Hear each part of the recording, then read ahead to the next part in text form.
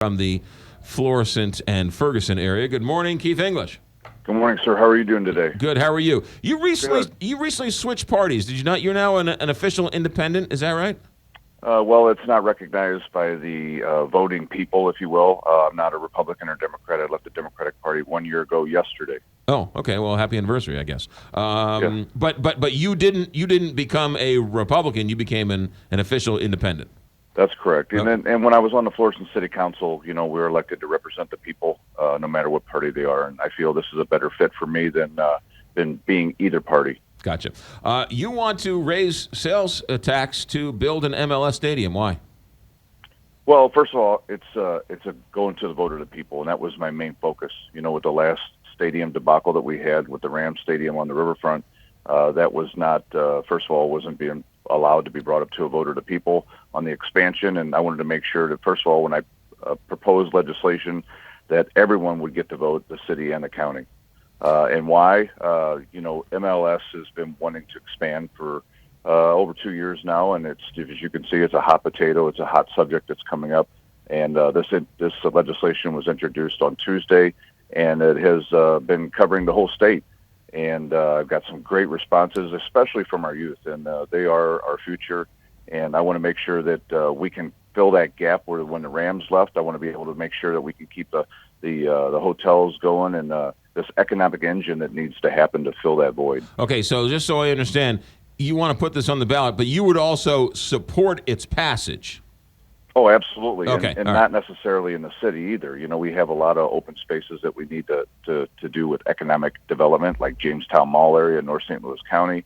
So this is going to keep everybody at the table. And if you noticed yesterday, right after this grabbed some steam, Governor Nixon came out and said he's going to sit down with the people involved with MLS and see if we can't get them to get here. Okay, so this would be a statewide sales tax? No, this would be St. Louis City and St. Louis County only. Gotcha. Why wouldn't you throw St. Charles County in there? Well, as you know, McGraw, when you start adding more municipalities to an election, the chances of its survival are slim and none. Gotcha. And, why didn't you put this on the ballot for the Rams Stadium?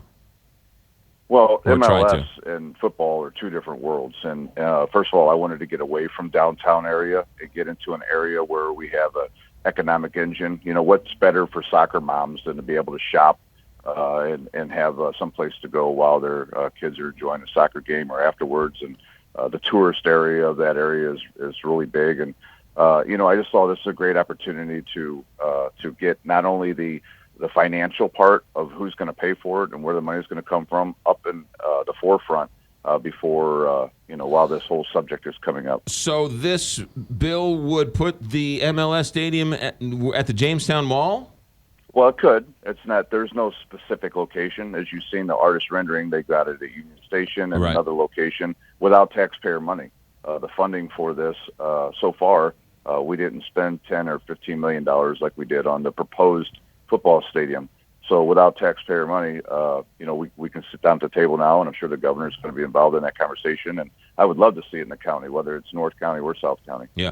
Fenton, for that point. We got a big open area where Chrysler was. How big of a sales tax? How long? And how much would it cost each citizen?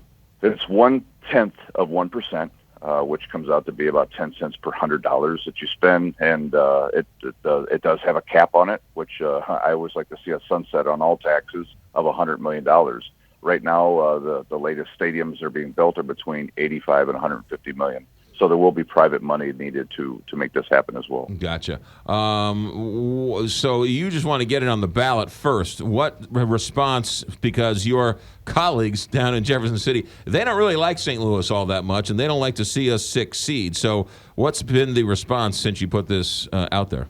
Well, 2.5, 3 years ago, we passed a bill that allowed St. Louis City and St. Louis County to put the arch tax on the ballot, and it was overwhelmingly supported. And now you see the economic growth and development, the jobs that are happening in the downtown area due to that whole ball rolling starting here in Jefferson City. I feel this is the same economic engine. When I'm sent here, they want jobs, they want opportunity for expansion.